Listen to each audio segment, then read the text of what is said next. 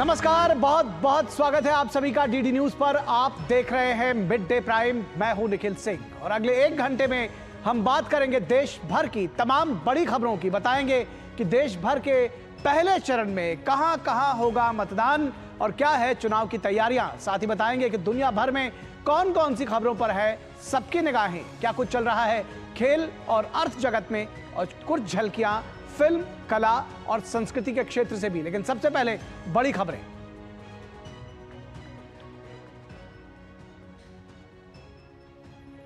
लोकसभा के पहले चरण के चुनाव के लिए 17 राज्यों और 4 केंद्र शासित प्रदेशों की 102 सीटों पर डाले जाएंगे वोट।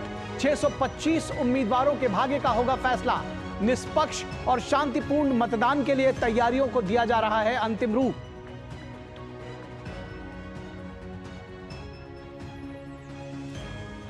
लोकसभा चुनाव के लिए दूसरे और अन्य चरणों के लिए प्रचार ने पकड़ा जोर। केंद्रीय गृह मंत्री अमित शाह ने गुजरात के साणंद में किया रोड शो। भाजपा के राष्ट्रीय अध्यक्ष जेपी नड्डा की असम के कोकराझार में चुनावी सभाएं।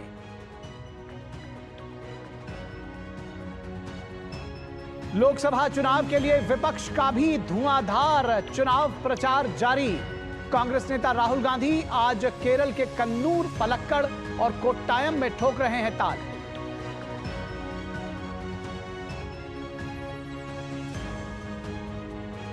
तेरह मई को होने वाले चौथे चरण के मतदान के लिए अधिसूचना जारी। उत्तर प्रदेश, पश्चिम बंगाल, आंध्र प्रदेश, बिहार समेत 9 राज्यों और 1 केंद्र शासित प्रदेश की 96 लोकसभा सीटों पर होना है मतदान।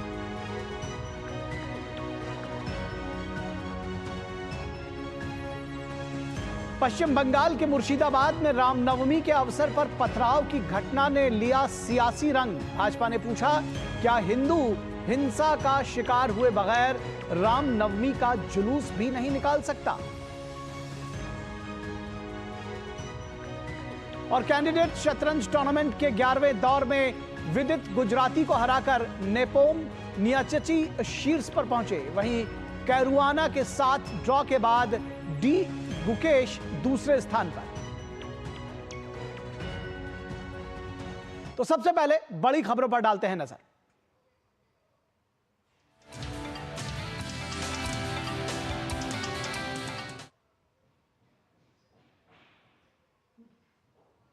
और बड़ी खबरों में सबसे पहले बात 24 के चुनौती की।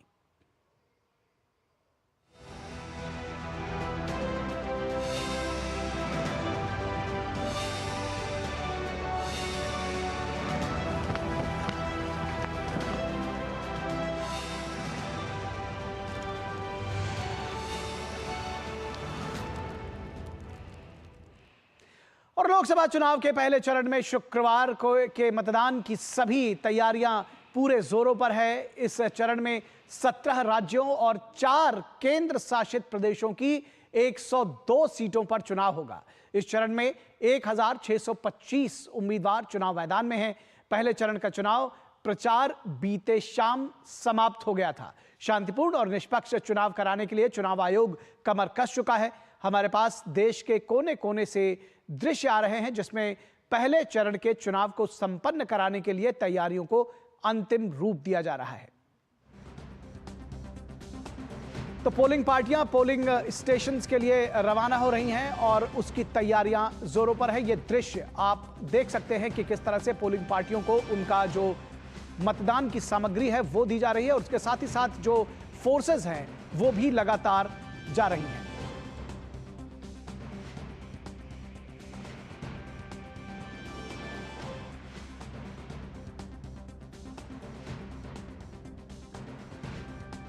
और इस पूरी खबर पर बातचीत करेंगे। हमारे साथ खास संवाददाता हमारे साथ जुड़े हुए हैं पूरे देश भर से। अनुज हमारे साथ जुड़े हुए हैं, साथ ही साथ ऋषि तमिलनाडु से जुड़े हुए हैं, रमा जम्मू कश्मीर से जुड़ी हुई हैं, चंद्रशेखर उत्तराखंड से जुड़े हुए हैं। और ये जो पहले चरण का चुनाव है वो बेहद खास है। खास इसलिए भी है क्योंकि 2024 के चुनौती की जब हम बात करते हैं और 102 सीटों पर जो चुनाव हो रहे हैं, तो सबसे पहली बात कि जो पहला चरण है वो सबसे बड़ा है, यानी कि सीटों की संख्या के लिहाज से 102 सीटों पर चुनाव हो रहा है, ये सबसे बड़ा चरण है। और दूसरी बात ये भी है कि ये एक बड़े लिहाज से ट्रेंड सेट करेगा बाकी के चुनाव के लिए, क्योंकि जो पहला चरण है उसमें जिस तरह से मतदान होता है, जिस तरह से जनता का मूड दिखाई देता है, वो आगे के लिए चुनाव का ट्रेंड सेट करता है। तो इसलिए पहले चरण के चुनाव के लिए सभी दिग्गज हैं वो तैयार हैं, जो स्टार प्रचारक हैं उन्होंने पूरा दमखम झोंका अपना पहले चरण के लिए।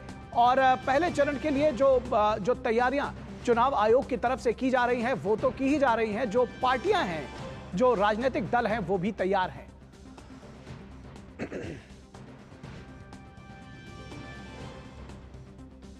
तो ये निश्चित तौर पर आप देख सकते हैं आपके सामने ये जो मैप है इसके जरिए कि किस राज्य में कहां पर चुनाव हो रहा है, और हम आपको ये बताने की कोशिश कर रहे हैं। आम चुनाव 2024 के पहले चरण में 19 अप्रैल को जो पहले चरण की वोटिंग हो रही है उसमें 21 राज्य हैं, 102 सीटें हैं। राजस्थान में 12 सीटों पर चुनाव होंगे, मध्य प्रदेश में 6 सीटों पर और असम में 5 सीटों पर चुनाव हो रहे हैं।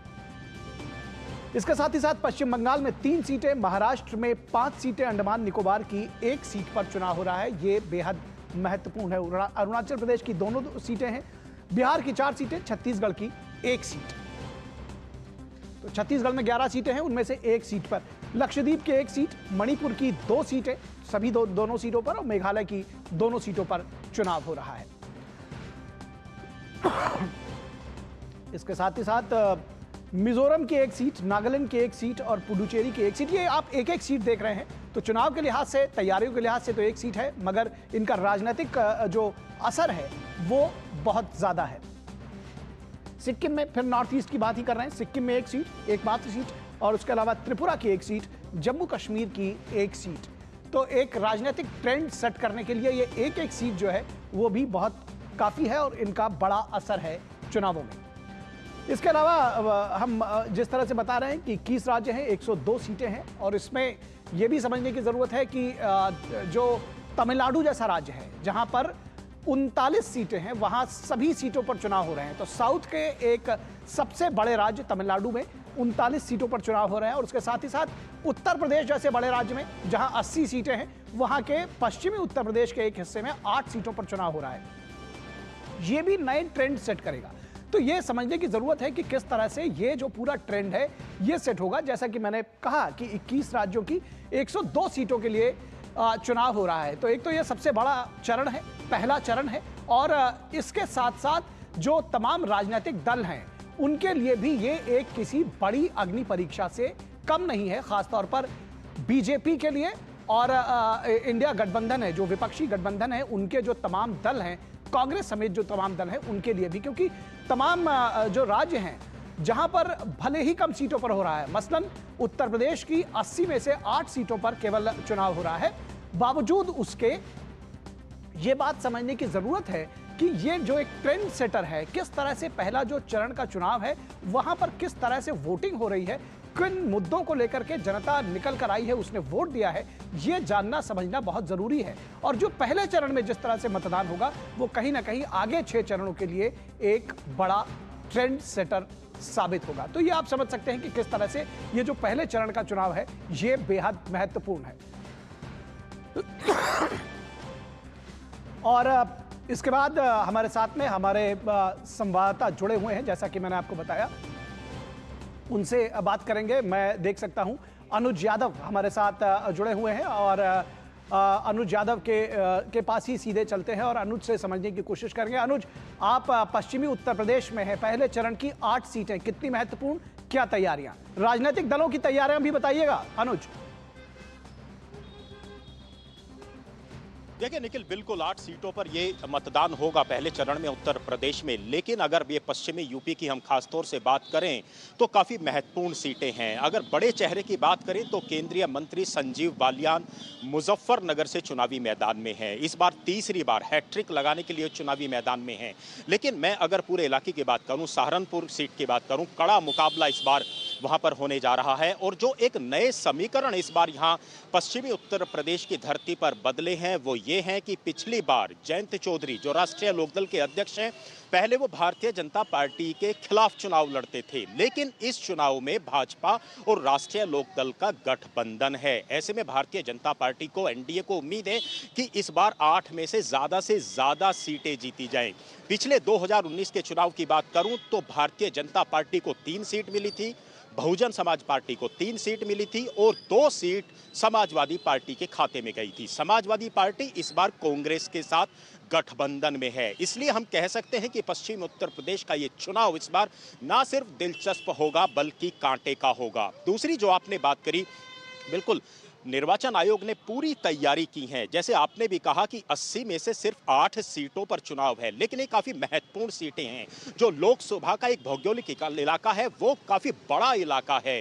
अगर मैं एक सीट की बात करूं तो 10 लाख, 11 लाख, 12 लाख, 8 लाख मतदाता आते हैं। कुल मिला के इन 8 सीटों पर 1,43,00,000 मतदाता हैं जो अपने 8 सांसदों को चुनकर लोकसभा भेजेंगे। निर्वाचन आयोग पूरी तरीके से तैयार है। पोलिंग पार्टियां अपने अपने मतदान केंद्रों के लिए लगातार निकल रही हैं। पैरामिलिट्री फोर्सेस को तैनात किया गया है ताकि निष्पक्ष और शांतिपूर्ण चुनाव संपन्न हो सके। निखिल, निश्चित तौर पर शांतिपूर्ण तरीके से चुनाव संपन्न हो सके इसकी तो तैयारियां हो ही रही है। साथ ही साथ जो तैयारियां राजनीतिक दलों की वो भी हो रही है। शिशिर के पास चलेंगे मुंबई में। शिशिर, सीटों के लिहाज से तो बहुत ज़्यादा सीटों पर चुनाव मुंबई में, महाराष्ट्र में नहीं हो रहा है, लेकिन जैसा कि मैं बार बार कह रहा हूं कि ट्रेंड सेट करने का काम जरूर करेगा राजनीतिक दलों की तैयारियां, चुनाव आयोग की तैयारियां।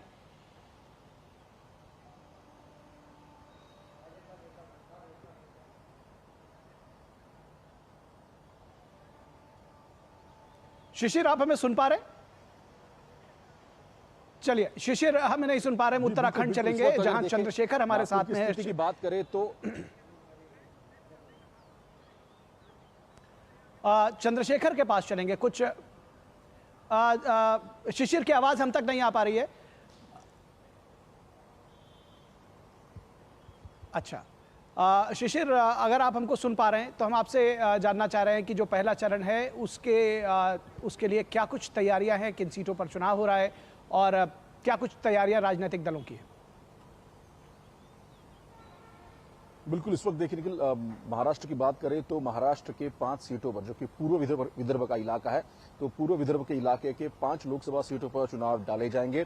इसमें सबसे प्रमुख तौर पर अगर देखा जाए तो केंद्रीय मंत्री नितिन गडकरी जो है वो नागपुर से चुनाव लड़ रहे हैं। वहीं महाराष्ट्र के पर्यावरण मंत्री सुधीर मुनगंटीवार जो है वो चंद्रपुर से चुनाव लड़ रहे हैं। तो ऐसे में दिग्गज नेताओं का अगर जिक्र करें तो पूर्व विदर्भ में आता है, लेकिन सिर्फ ये प्रत्याशी है। लेकिन उसकी बात अगर नेताओं की करें तो वो भी, अगर महाराष्ट्र की राजनीति की बात करें तो इस वक्त देवेंद्र फडणवीस जो कि नागपुर से आते हैं, बीजेपी के महाराष्ट्र के अध्यक्ष चंद्रशेखर बावनकुळे वो भी नागपुर से आते हैं। तो ऐसे में ये जो पूर्वी इलाका है विदर्भ का, काफी महत्वपूर्ण इलाका है और यहाँ पर काफी दिग्गज जो है चेहरे महाराष्ट्र की राजनीति उभर कर आए हैं। और इसलिए हमने देखा पिछले कई दिनों से स्टार प्रचारक जो है पूरे विदर्भ का दौरा कर रहे थे। फिर चाहे वो हम नागपुर की बात करें, चंद्रपुर की बात करें, गढ़चिरौली है, भंडारा गोंदिया और रामटेक जो कि नागपुर से सटा हुआ इलाका है, और एक में जो है रिजर्व सीट है SC/ST के लिए। तो इन सभी 5 ही चुनावी जो स्थल है वहां पर जो है दिग्गजों ने इससे पहले कई दिनों तक जो है सभाएं की हैं।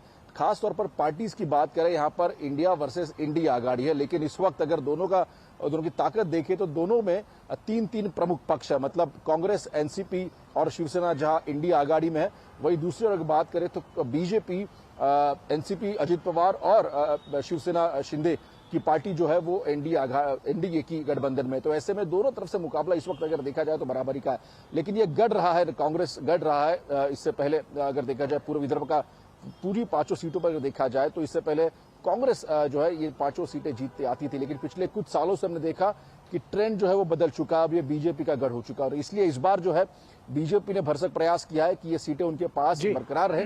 वही कांग्रेस इसको किस प्रकार से सेंध लगाने की कोशिश कर रही है, इसका भी हमने देखा कि चाहे फिर वो प्रियंका गांधी हो या फिर हम राहुल गांधी की बात करें, चूंकि राहुल गांधी यहाँ पर आए थे, कांग्रेस अध्यक्ष मल्लिकार्जुन खड़गे ने यहाँ पर सभा ली, तो वो भी भरसक प्रयास कर रहे हैं कि फिर से एक बार जो है विदर्भ में कांग्रेस जो है अपने हाथ में ले। जहां तक बात करें कल की तैयारियों की तो निखिल, इस वक्त नागपुर की बात करें, तकरीबन 2000 से ज्यादा पोलिंग बूथ नागपुर में, तकरीबन 2400 के आसपास पोलिंग बूथ नागपुर में बनाए गए हैं। और इस बार जो है पोलिंग के परसेंटेज को बढ़ाने का प्रयास इस वक्त जो है इलेक्शन ऑफिसर उनके द्वारा किया जा रहा है। ठीक बात है। औसतन अगर नागपुर के हम बात करें तो उसका जो परसेंटेज होता है इलेक्शन का वो नेशनल एवरेज से काफी कम होता है, लेकिन इस बार मैंने देखा कि 2 लाख से भी ज्यादा नए मतदाताओं को जो है वो रजिस्टर्ड किया गया है।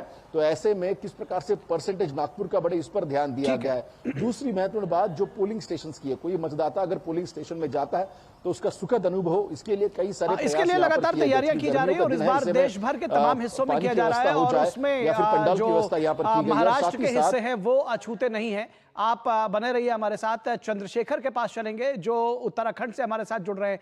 चंद्रशेखर, उत्तराखंड की सभी 5 सीटों पर चुनाव है, ऐसे में उत्तराखंड के लिए ये जिसको कहना चाहिए कि पूरा राज्य एक साथ वोटिंग के लिए वहां पर जा रहा है, किस तरह के आप वहां पर ट्रेंड्स देख रहे हैं और किस तरह से आप देख रहे हैं चुनाव की तैयारियां, चुनाव आयोग की भी, राजनीतिक दलों की भी? सबसे पहले चुनाव आयोग की बात कर लेते हैं निखिल, क्योंकि कल चुनाव है और चुनाव में अगर बात करें तो पूरे 83 लाख से ज़्यादा मतदाता हैं जो अपने मताधिकार का प्रयोग करने वाले हैं और इसमें सबसे खास जो मतदाता रहने वाले हैं, हालांकि सभी खास हैं लेकिन इसमें भी राजनीतिक पार्टियों के लिहाज से अगर देखा जाए तो ये जो 1,45,000 का जो नया वोटर है यानी कि यंग वोटर जो फर्स्ट टाइम वोटर है उस पर सबकी निगाहें हैं, क्योंकि वो जिस दिशा में चला जाता है तो वोटिंग परसेंटेज एकदम से उस दिशा में चले जाता है किसी भी पार्टी का। और अगर भाजपा और कांग्रेस का अगर जनाधार देखें तो लगभग सामान्य रहा है, लेकिन भाजपा ने जितने भी चुनाव अभी तक जीते हैं, चाहे वो लोकसभा के 2019 के चुनाव हो या 2022 के चुनाव हो, उसमें हमने देखा है कि भाजपा ने जो है वो वोटिंग परसेंटेज जो है अपने पक्ष में करने में कामयाब रही है और पिछली बार तो 66% के करीब उनका वोटिंग परसेंटेज रहा। तो ये भी उनके लिए काफ़ी अहम रख जाता है सभी पार्टियों के लिए। जहाँ तक भौगोलिक स्थिति की बात करें उसमें भी जो पार्टियां हैं तमाम उसका महत्व दिखता है, क्योंकि अगर नीचे के मैदानी इलाकों की बात करें तो बसपा सपा को भी लाभ मिलता रहा है और उनका भी एक अपना जनाधार है। रुड़की और उसके आसपास के क्षेत्रों की अगर हम बात करें तो वहां पर कांग्रेस का अपना एक जनाधार रहा है। और अगर हम कुमाऊं की बात करें या गढ़वाल क्षेत्र की बात करें, जौनसार भाबर क्षेत्र की बात करें तो ये विषम परिस्थितियों वाले इलाके हैं, यहाँ पर सीधी टक्कर अमूमन कांग्रेस और बीजेपी के बीच में देखी जाती है। तो ये भी सियासी समीकरण देखने होंगे जब वोटिंग के दौरान जब लोग जाते हैं।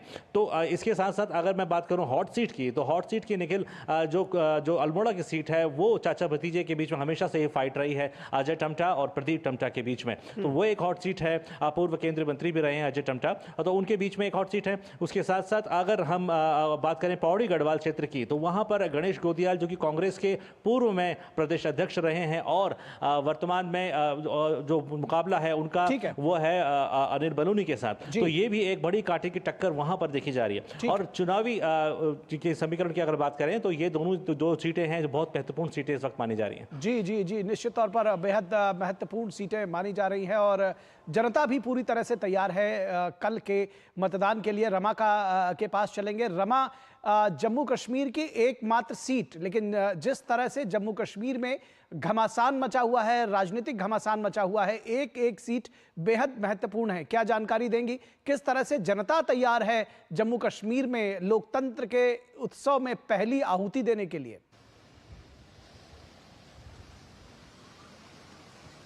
बिल्कुल, हर एक सीट यहाँ पर बेहद महत्वपूर्ण है और अगर हम इस सीट की बात करते हैं, उधमपुर लोकसभा कॉन्स्टिट्यूएंसी की, तो ये अपने आप में बेहद महत्वपूर्ण हो जाती है। यहाँ की हॉट सीट इसको कहा जा रहा है क्योंकि यहाँ पर केंद्रीय मंत्री डॉक्टर जितेंद्र सिंह बीजेपी की तरफ से चुनाव लड़ रहे हैं तीसरी बार और कांग्रेस ने यहाँ पर चौधरी लाल सिंह को उतारा है जो कि पहले बीजेपी में ही थे लेकिन उसके बाद वो कांग्रेस में चले गए थे।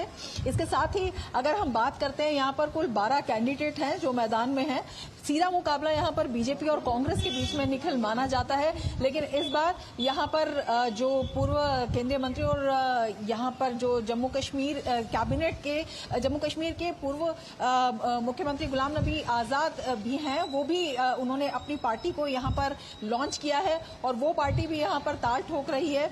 हालांकि त्रिकोणीय मुकाबला बनता है या नहीं बनता है ये देखने वाली बात होगी। अभी भी सीधी टक्कर बीजेपी और कांग्रेस के बीच में ही कही जा रही है। मुद्दे बेहद महत्वपूर्ण है क्योंकि 370 के बाद ये पहला चुनाव है जो यहाँ पर हो रहा है, पहला बड़ा चुनाव है जो यहाँ पर हो रहा है। इस दृष्टि से भी बेहद महत्वपूर्ण है। मुद्दों की दृष्टि से ये चुनाव बहुत महत्वपूर्ण है, क्योंकि पहले यहाँ पर आतंकवाद, अलगाववाद, यहाँ पर जो बंद थ्रेट्स थे, जो थ्रेट कॉल्स थी, वो एक बड़ा मुद्दा यहाँ पर बन जाती थी। लोग चुनाव के लिए बाहर नहीं आ पाते थे, लेकिन अब वो सब नहीं है। अब यहाँ पर विकास बनाम भ्रष्टाचार के नाम पर चुनाव लड़ा जा रहा है। किस तरह से लोग अपना बेहतर भविष्य देखते हैं, उसके नाम पर चुनाव लड़ा जा रहा है। अब यहाँ पर किस तरह से जम्मू कश्मीर की जो तस्वीर को बेहतर बनाया जाए, उस पर यहाँ पर जो है मतदाता बात करते हैं। तो अपने आप में ये एक बड़ा ट्रांसफॉर्मेशन देखा जा सकता है, अपने आप में ये एक बड़ा बदलाव यहाँ पर देखा जा सकता है। प्रधानमंत्री का चेहरा क्या होना चाहिए, क्या होगा, इस बात पर यहाँ पर चुनाव लड़ा जा रहा है। तो अपने आप में काफी महत्वपूर्ण इस चुनाव को कहा जा सकता है। चुनाव आयोग ने यहाँ पर पूरे प्रबंध किए हैं, क्योंकि यहाँ पर बहुत जो है मुश्किल वाले इलाके भी हैं। यहाँ पर हिल ट्रेन से कई इलाके ऐसे हैं जहाँ जाने में 2-2 हफ्ते लग जाते हैं। वहां पर भी चुनाव आयोग की टीम पहुंची है। मकसद सिर्फ यही है कि कोई भी व्यक्ति अपने इस अधिकार से वंचित ना रह जाए। बिल्कुल दुर्गम इलाके हैं रमा, लेकिन हर एक व्यक्ति जो चुनाव आयोग के लिए राजनीतिक दलों की बात कर ही रहे हैं, जो चुनाव आयोग है उसके लिए भी हर एक व्यक्ति बेहद महत्वपूर्ण है। इसलिए दुर्गम इलाकों तक जो चुनाव आयोग की टीम है, जो मतदान कर्मी है, जो मतदान दल है, वो वहां तक पहुंच रहा है और एक एक व्यक्ति के लिए सुनिश्चित किया जा रहा है कि उसको सारी सुविधाएं मिल सके। अब रुक करेंगे ऋषि कुमार का, जो इस वक्त तमिलनाडु से हमारे साथ जुड़े हुए हैं, चेन्नई से। ऋषि, सभी 39 सीटों पर इस दक्षिण के राज्य में चुनाव हो रहा है। बहुत महत्वपूर्ण इस बार दक्षिण का यह राज्य कहा जा रहा है, राजनीतिक घमासान वहां पर भी है। क्या जानकारी देंगे, किस तरह से तैयार है जनता और किस तरह से तैयार है राजनीतिक दल? देखिए, जहां तक राजनीतिक दलों की बात है तो राजनीतिक दलों की पारी अब समाप्त हो चुकी है, उनके हाथ से तीर निकल चुका है। कल शाम 6 बजे जब चुनाव प्रचार समाप्त हो गया, उसके बाद अब राजनीतिक दलों के पास सिर्फ और सिर्फ एक ही काम बचा है कि वो इंतजार करें कि जनता किसके पक्ष में वोट कर रही है। लेकिन हाँ, एक और चीज देखने को मिलती है कि डोर टू डोर कैंपेन करने का एक अवसर छोटा देखने को मिल जाता है, लेकिन इसमें भी तमाम बंदिशें होती हैं और इसको फॉलो करना बहुत जरूरी होता है चुनाव आयोग के नियमानुसार। अब बात करें कि चुनाव आयोग ने क्या कुछ इंतजाम किए, तो निश्चित तौर से पूरे राज्य में अगर एक साथ चुनाव हो रहे हैं तो आयोग के लिए एक चुनौती तो है, लेकिन सबसे बड़ी सुखद बात यह है कि यहाँ पारंपरिक तरीके से शांतिपूर्वक हमेशा यहाँ पर चुनाव हुए हैं। इसी वजह से चुनाव आयोग ने 39 की सभी सीटों पर या एक ही चरण में मतदान कराए जा रहे हैं। यानी कि अगर पहले चरण में बात करें तो सबसे अधिक अगर कहीं पर किसी भी राज्य में मतदान होगा, इन सीटों पर होगा, तो वो तमिलनाडु ही है। इसमें करीब 6 करोड़ से अधिक जो जनता है, जो मतदाता हैं, वो इन जो उम्मीदवार हैं, जो जिनकी हम बात करें, करीब 950 उम्मीदवार हैं पूरे राज्य में, इन सभी सीटों पर उनके भाग्य का फैसला करेंगे। इसमें हमने देखा, गठबंधन के हिसाब से देखें तो INDIA गठबंधन जो कांग्रेस, लेफ्ट और DMK के साथ है, तो वहीं AIADMK अपने परंपरागत वोटों के सहारे चुनाव लड़ रहा है। तो वही बीजेपी ने नवरत्नों के माध्यम से, 9 छोटे छोटे दलों के माध्यम से यहाँ पर एक बड़ा मोर्चा खोला और इसमें उसने हर सीट पर अपने आप को फाइट में लाने के लिए हर जी तोड़ कोशिश की। इसके लिए उनके तमाम स्टार प्रचारक भी यहाँ पर आए। प्रधानमंत्री नरेंद्र मोदी, गृह मंत्री अमित शाह, उनके पार्टी के अध्यक्ष, इन सभी लोगों ने यहाँ पर आकर चुनाव प्रचार किया और इससे पूरे देश में ये संदेश गया कि बीजेपी तमिलनाडु और दक्षिण में भी बड़ी मशक्कत के साथ और कड़ाई के साथ और मेहनत के साथ चुनाव लड़ रही है। ये जो तमाम यहाँ पर चीजें हुई राजनीति की प्रचार प्रसार के दौरान, अब उसमें जनता की बारी है और तमाम जो मुद्दे हैं, जिसमें खास तौर से भारतीय जनता पार्टी ने कोशिश की, कच्चा तीबू जैसा मुद्दा है, सेंगोल का मुद्दा है और तमिल और काशी संगमम की जो बात है वो उन्होंने रखी। तो वहीं पर DMK और अन्य जो पार्टियां हैं वो विकास के नाम पर या उनकी जो एक बीजेपी के खिलाफ राजनीति है, उसके खिलाफ राजनीति को एक मुद्दा बनाकर जनता के सामने आई। जी, निश्चित तौर पर तो तमिलनाडु भी बेहद महत्वपूर्ण है। कई लिहाज से कई राजनीतिक समीकरण वहां पर भी सेट हो रहे हैं और जिस तरह से आपने बताया कि जो जनता है वो भी तैयार है, जो चुनाव आयोग है वो भी तैयार है और राजनीतिक दल इस लिहाज से भी तैयार हैं कि वो अपने चुनाव अभिकर्ताओं को जगह जगह पोस्ट करना, उनके लिए बस्ते तैयार कराना, वो उनके लिए भी कम से कम आज की जो शाम है वो भी बड़ी चुनौतीपूर्ण होती है। अगले दिन की तैयारियों के लिए वोटर्स को घर से निकालना, उसकी रणनीति, तो वो सब भी जुटे हुए हैं सभी चुनाव क्षेत्र में। पहले चरण का चुनाव मतदान बेहद महत्वपूर्ण। आप सभी लोगों का शुक्रिया, आपसे समय समय पर और अपडेट्स लेते रहेंगे। और यहां रुकेंगे एक छोटे से ब्रेक के लिए, आप कहीं मत जाइएगा, जल्द हाजिर होंगे।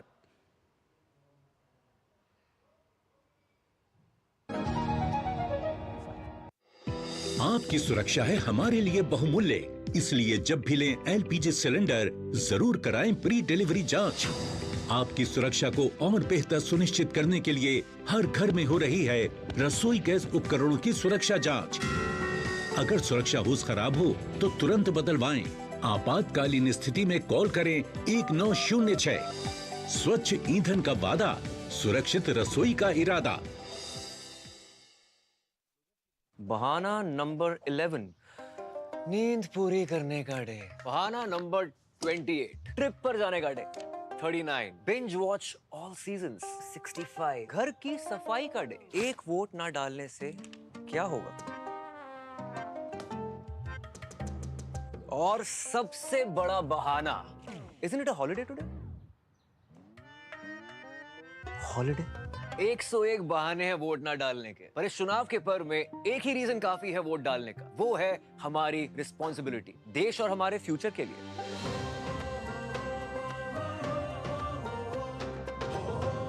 तो चलो सब मिलकर मनाते हैं इस चुनाव के पर्व को गर्व के साथ। दादू, आपका तारा मतलब? बहुत प्यारा, बिल्कुल तुम्हारे जैसा। पापा, ऑनलाइन फॉरेक्स ट्रेडिंग पर best offers, high returns, bonus deposit और इनाम जीतने का मौका। हाँ बैल, मुझे मार मतलब? मुसीबत को बुलाना तुम्हारे पापा जैसे।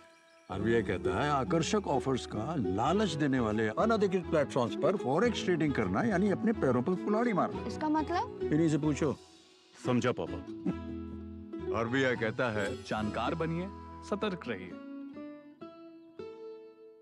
Delivery boy has picked your order. अरे भाई पता है भूख लगी है। 30 मिनट का मैसेज नोटिफिकेशन आया था ना। मैसेज के सारे थोड़ी बैठ सकते हैं। कल आपने कुछ शेयर्स बेचे थे ना? हाँ, तो चेक किया? मैसेज आया तो था। सिर्फ मैसेज काफी नहीं है। आप शेयर मार्केट में कोई भी ट्रांजैक्शन करते हैं ना, तो स्टॉक एक्सचेंज से आए एसएमएस या ईमेल को अपने डीमैट अकाउंट और बैंक स्टेटमेंट के साथ भी टैली कीजिए। बेटा भूख में ना दिमाग बंद हो जाता है। सोचकर समझकर इन्वेस्ट कर।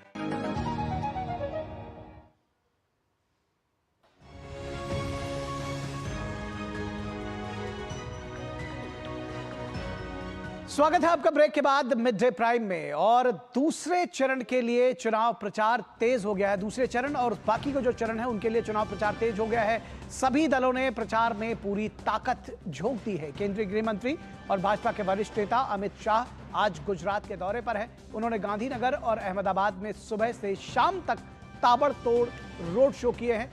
अमित शाह ने अपने चुनावी कार्यक्रम की शुरुआत अहमदाबाद के एपीएमसी सर्कल से नल सरोवर चौक साणंद के बीच एक रोड शो से की है। रोड शो के दौरान बड़ी संख्या में लोग मौजूद रहे।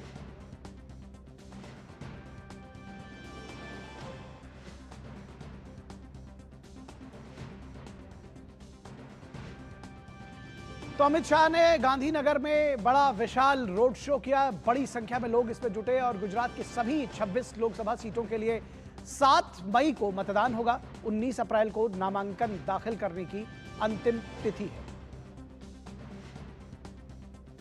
यानी कल तक नामांकन दाखिल किए जा सकेंगे और सभी 26 सीटों पर मतदान होगा। इस बीच भारतीय जनता पार्टी के राष्ट्रीय अध्यक्ष जेपी नड्डा ने आज असम के कोकराझार में एक जनसभा को संबोधित किया। उन्होंने पूर्व की कांग्रेस सरकार पर जमकर निशाना साधा और कहा कि कांग्रेस ने पूर्वोत्तर को अलग थलग रखा।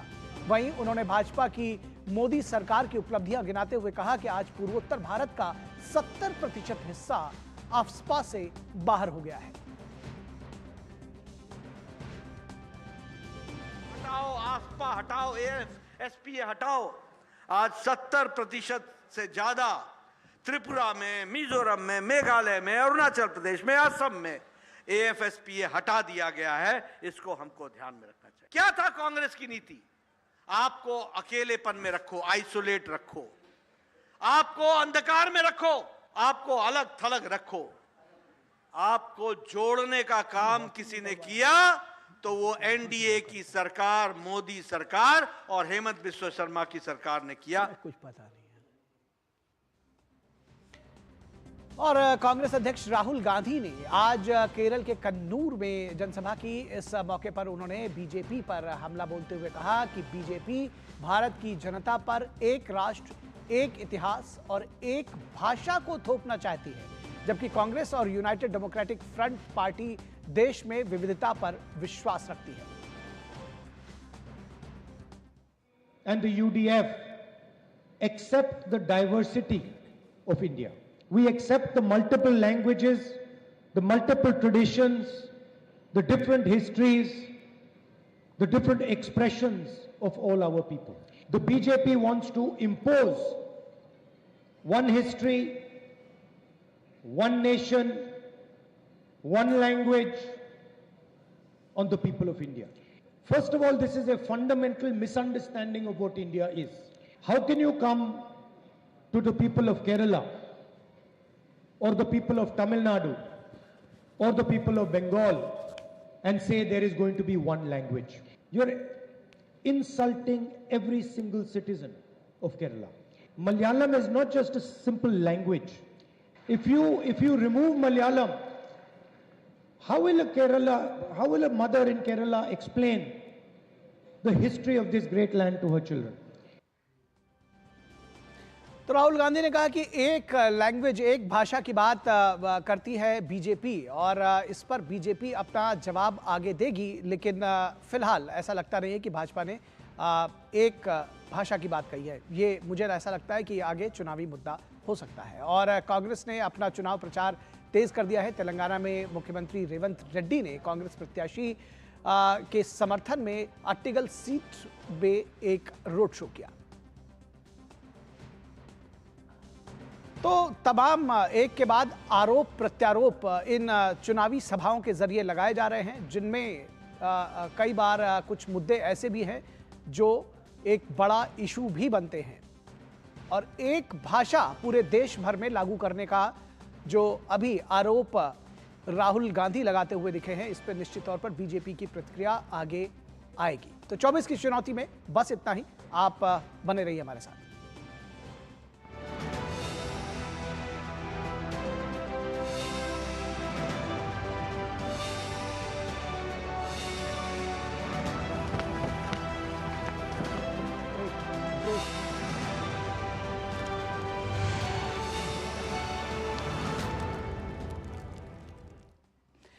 तो ये थी 24 की चुनौती की बात, और अब यहां पर रुकेंगे फिलहाल एक छोटे से ब्रेक के लिए। आप कहीं मत जाइएगा। मिड डे प्राइम में हम जल्द हाजिर होंगे कुछ और अन्य खबरों के साथ।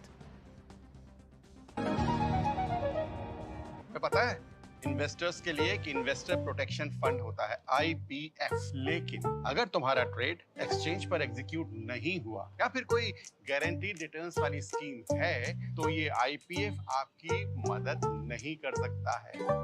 और अगर आपका ब्रोकर ही डिफॉल्टर बन जाए तो फिर IPF आपको कॉम्पेंसेशन दिला सकता है। कहाँ से सीखा? NSE की साइट पर। सोचकर समझकर इन्वेस्ट कर।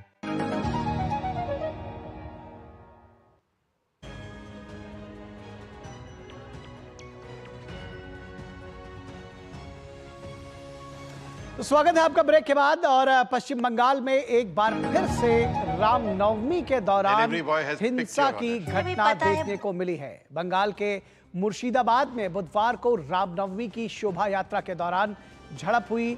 खबरों के मुताबिक मुर्शिदाबाद के शक्तिपुर इलाके में शोभा यात्रा पर पथराव किया गया, जिसमें कम से कम 20 लोग घायल हुए हैं। शक्तिपुर में ही बुधवार शाम को शोभा यात्रा के दौरान विस्फोट भी हुआ, जिसमें एक महिला घायल हो गई।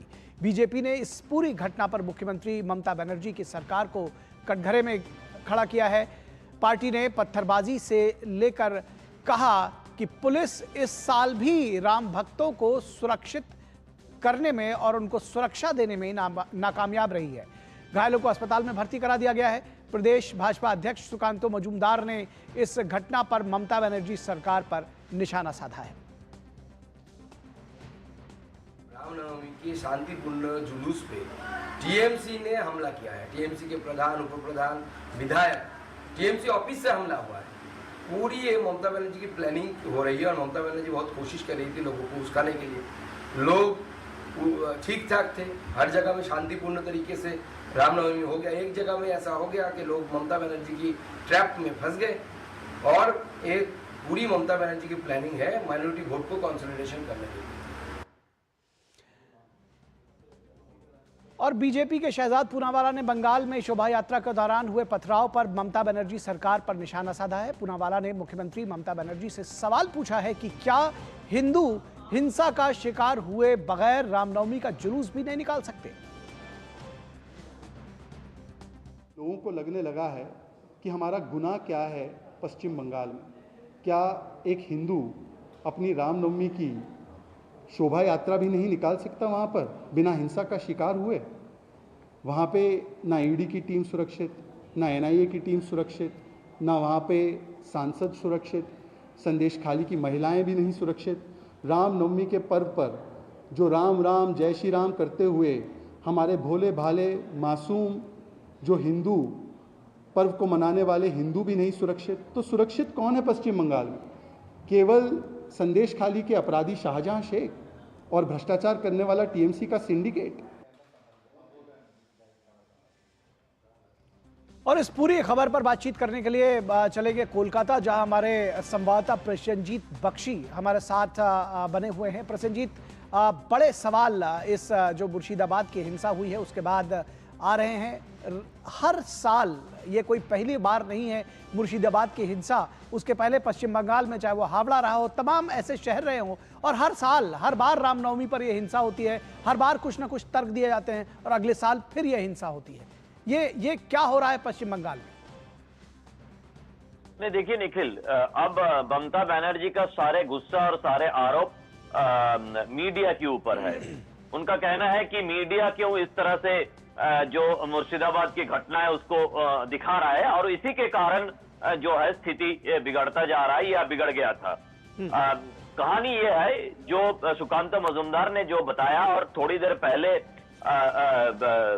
एयरपोर्ट में शुभेंदु अधिकारी ने भी बताया, सच्चाई वो है। चाहे वो सुकांत मजुमदार बोले, चाहे वो शुभेंदु अधिकारी बोले, चाहे वो शहजाद पूनावाला बोले, कोई भी बोले, लेकिन पिछले 4-5 दिनों से जिस तरह से भड़काऊ भाषण ममता बनर्जी दे रही थी, हम सब लोग, शायद आपसे बात करते वक्त भी हमने बताया था, आशंका जताया था कि ये ठीक नहीं हो रहा है, ये जो हो रहा है ये गलत हो रहा है। जो भाषण वो लोग अगर आक्रमण करें तो आप अल्लाह के नाम पर इबादत करके अपने दिमाग ठंडा रख के अगले दिन मोमबत्ती लेकर जुलूस निकालिएगा। इस तरह की जो बयान हर दिन पिछले 4-5 दिनों से हर चुनाव प्रचार मंच से ममता बनर्जी कह रही थी, इसका मतलब हमें समझ में नहीं आ रहा था। और इसका मतलब क्या है, ये रेजी नगर में मुर्शिदाबाद में लोगों ने बता दिया है कि मतलब यही था। लेकिन मुश्किल ये हो गया कि सबको दिखाई दे रहा है कि पत्थरबाजी और ईंटा फेंकने की काम कौन लोग कर रहे हैं। तो ये थोड़ा सा फाउल प्ले हो गया ममता बनर्जी के लिए, और ये फाउल प्ले हो जाने के कारण अब उनकी सारे गुस्सा, सारे आरोप मीडिया के ऊपर है। निखिल जी, एक बात और समझना चाहेंगे आपसे कि ये जिस तरह से बीजेपी आरोप लगा रही है और जिस तरह से एक बार प्रथम दृष्टया दिखता है कि पोलराइजेशन के लिए ये सारी जो कवायद है वो की जा रही है, भले ही उसमें कुछ लोगों की जान चली जाए, तमाम सारे लोग घायल हो जाए, उससे बहुत ज़्यादा फर्क पड़ता नहीं है राजनीतिक दलों को या जो लोग इसमें शामिल हैं। बावजूद इसके क्या जो कांग्रेस पार्टी है या सीपीएम है, जो लेफ्ट का जो फ्रंट है, वो इस पर कुछ लड़ता हुआ दिखाई नहीं दे रहा? क्योंकि बीजेपी तो लगातार इस पर प्रश्न उठा रही है, लड़ाई लड़ने की कोशिश कर रही है। क्या उन लोगों की तरफ से भी इस पे शह दिया जा रहा है? देखिए निखिल, पहले बात तो ये बता दूं, चाहे वो किसी भी समुदाय की हो, लोगों ने परेशान हो चुके हैं इस तरह की बार बार डराने की जो माहौल होते हैं बंगाल में, और सरकार की तरफ से, सरकार की जो शासक दल है उनकी तरफ से कोई भी त्योहार हो, चाहे किसी का भी हो, उस समय पे इस तरह के डराने की जो माहौल पैदा किया जाता है, इससे लोग परेशान है। और पता नहीं अगले चुनाव में हो सकता है कि उसका परिणाम भी हमें देखने को मिले।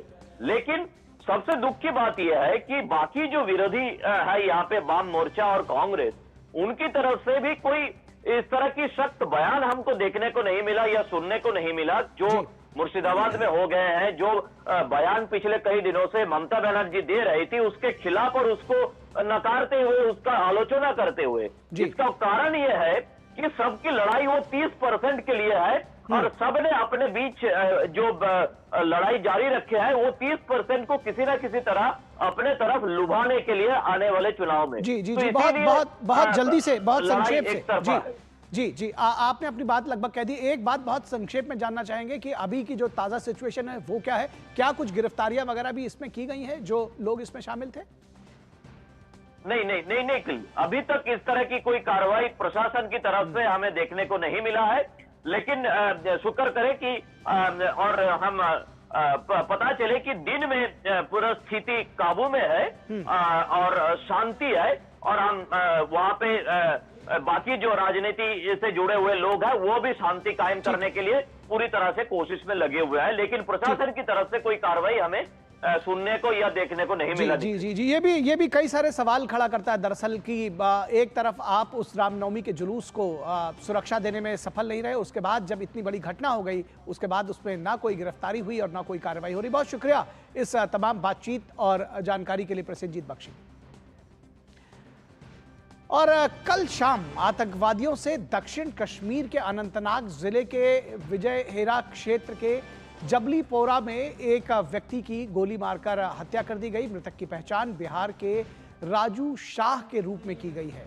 घटना के तुरंत बाद पुलिस गंभीर रूप से घायल राजू को पास के अस्पताल में ले गई, जहां उसने दम तोड़ दिया। सुरक्षा बलों ने इलाके की घेराबंदी कर आतंकवादियों को पकड़ने के लिए बड़े पैमाने पर तलाशी अभियान शुरू कर दिया है। इस बीच उपराज्यपाल मनोज सिन्हा ने आतंकवादी हमले की कड़ी निंदा की है और मृतक परिवार के प्रति संवेदना व्यक्त की है। उन्होंने कहा कि दुख की इस घड़ी में पूरा देश उनके परिवार के साथ खड़ा है और आश्वासन दिया कि इस बर्बर कृत्य के लिए जिम्मेदार आतंकवादियों को बहुत भारी कीमत चुकानी होगी।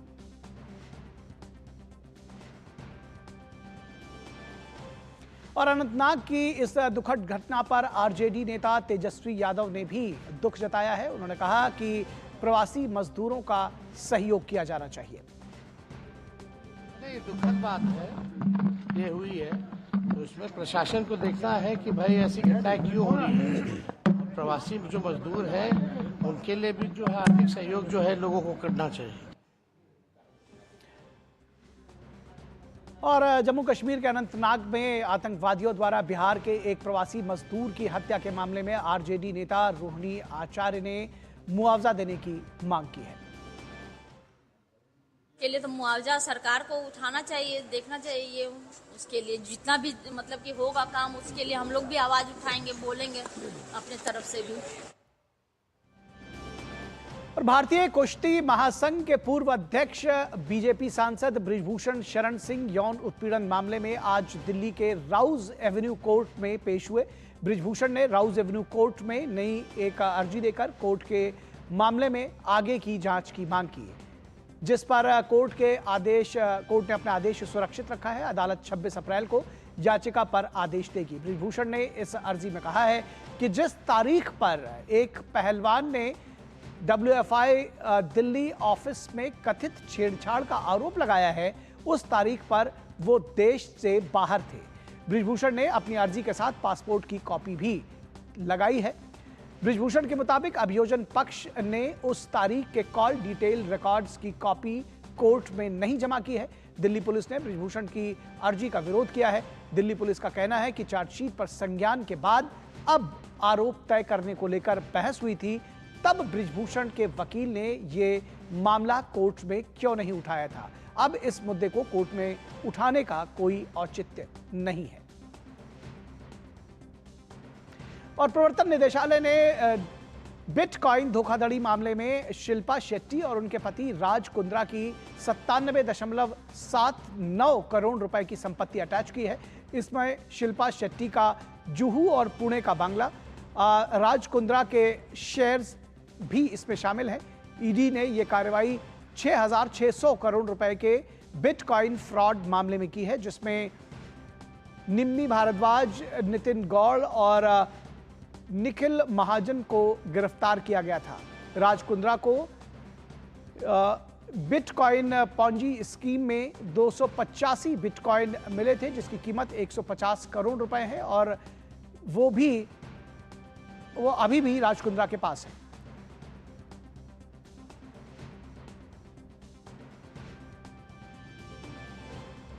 और अब देखते हैं अर्थ जगत से जुड़ी खबरें।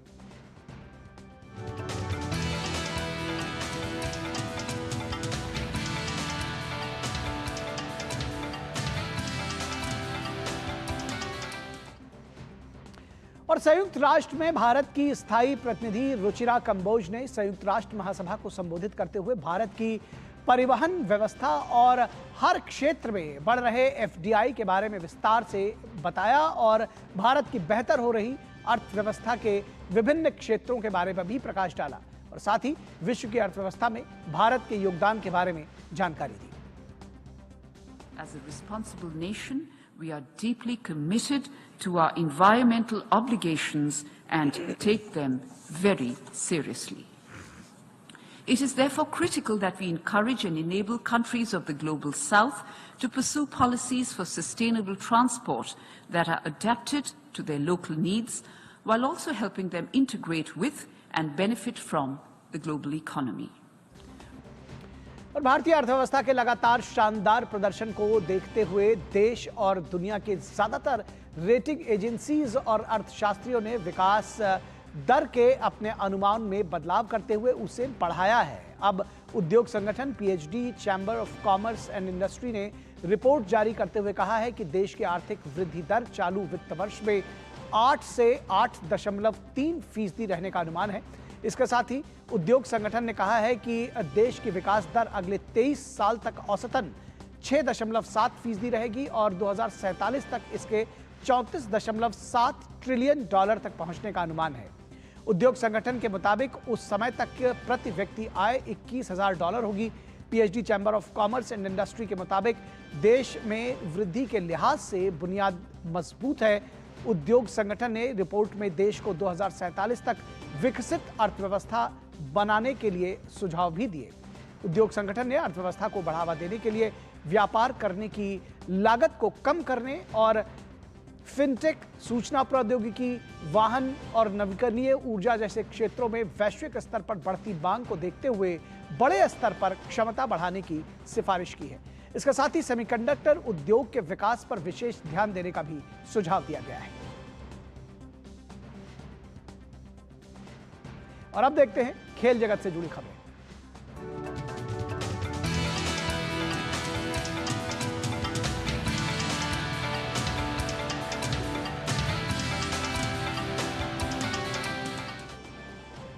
और इंडियन प्रीमियर लीग में आज होने वाले मैच में मुंबई इंडियंस और पंजाब किंग्स आमने सामने होंगे। दोनों ही टीमों को पिछले मैच में हार का सामना करना पड़ा था। मुंबई को अपने पिछले मैच में चेन्नई सुपर किंग्स के खिलाफ हार मिली थी, वहीं पंजाब किंग्स ने राजस्थान रॉयल्स के खिलाफ हार का सामना किया था। अंक तालिका में पंजाब किंग्स 8वें स्थान पर और मुंबई इंडियंस 9वें स्थान पर है।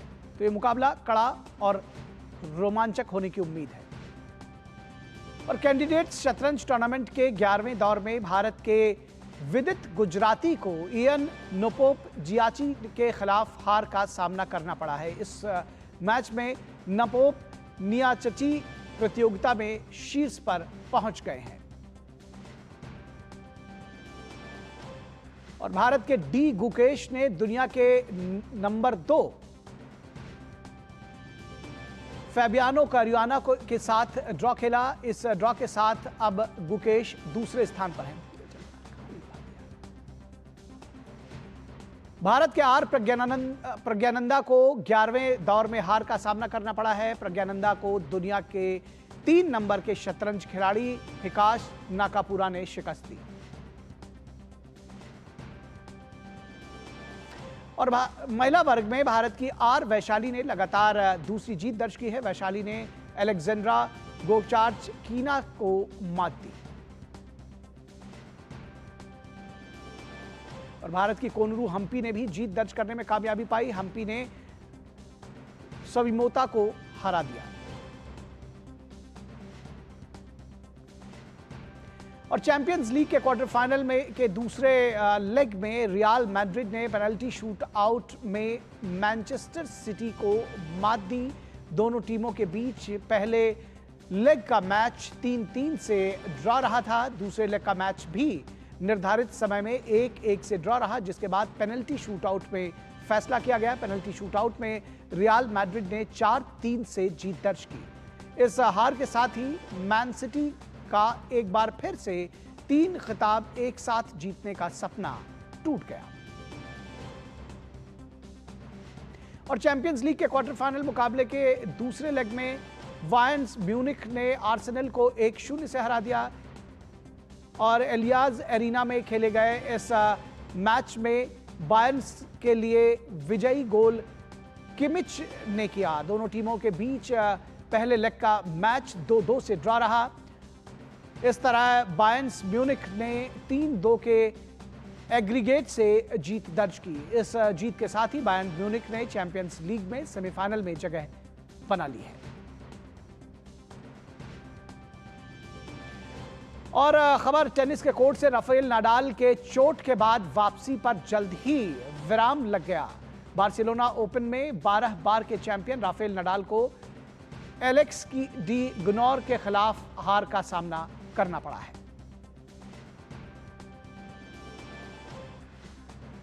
और अब बात उन खबरों की जो दुनिया भर में सुर्खियों में छाई हुई है।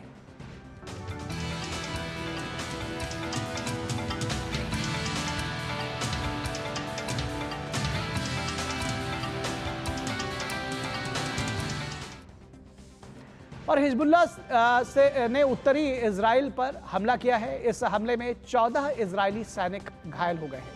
इजरायली सेना ने बताया है कि 6 सैनिकों की हालत गंभीर है। इस हमले का जवाब देने के लिए इजरायली वायुसेना ने उनके लड़ाकू विमानों ने पूर्वी लेबनान में हिजबुल्लाह के बुनियादी ढांचे पर हमला किया। और इजराइल पर ईरान के हमले के मद्देनजर यूरोपीय संघ ने ईरान पर प्रतिबंध लगाने का फैसला लिया है। दरअसल ईरान ने इजराइल पर हमले के लिए अलग अलग जगह के मिसाइल और ड्रोन का इस्तेमाल किया था। मिडिल ईस्ट में होने वाले संघर्ष को रोकने के लिए यूरोपीय संघ ने ये निर्णय लिया है। यूरोपीय परिषद के अध्यक्ष चार्ल्स मिशेल ने बताया कि यूरोपीय संघ ईरान को अलग थलग करना चाहता है और शांति प्रक्रिया की दिशा में आगे बढ़ने के लिए क्षेत्र के अन्य देशों के साथ जुड़ना चाहता है। और संयुक्त राष्ट्र प्रमुख एंटोनियो गुटेरेस ने जॉर्डन के उप प्रधानमंत्री और विदेश मामलों के प्रवासी मामलों के मंत्री अरमान सफारी से मुलाकात की। इसके साथ ही एंटोनियो गुटेरेस ने पोलैंड के राष्ट्रपति आंद्रेज डूडा के साथ भी मुलाकात की। इसके अतिरिक्त गुटेरेस ने भूमध्य सागरीय संसदीय सभा के प्रतिनिधिमंडल के साथ भी बातचीत की।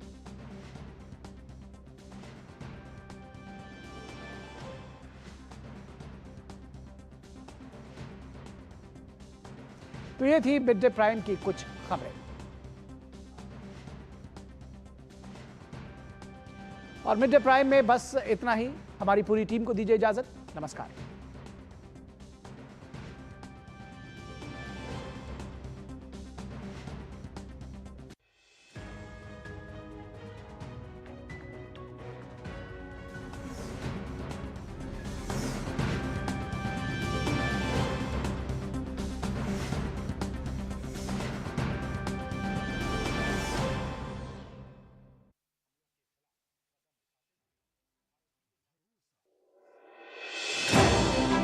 भरोसा सिर्फ तेजी से नहीं, बना है सटीक खबरों से। दावे नहीं, दिखाते हैं तथ्य, दिखावा नहीं, चुनते हैं सच। दस्तक सनसनी की नहीं, खबरों की देते हैं हम। यही है रिश्ता आपका हमारा, बना है अटूट भरोसा वर्षों की मेहनत से। डीडी न्यूज, भरोसा सच का। ये भरोसा और हो रहा है गहरा, क्योंकि आपका अपना चैनल अब है नए तेवर और नए कलेवर में।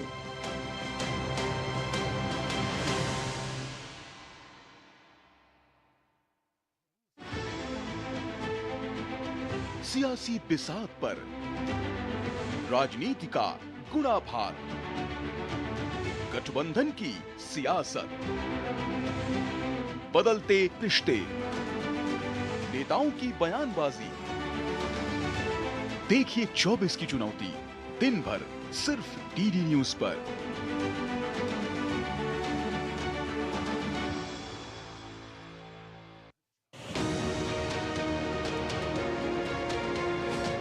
आ गया लोकतंत्र का महापर्व।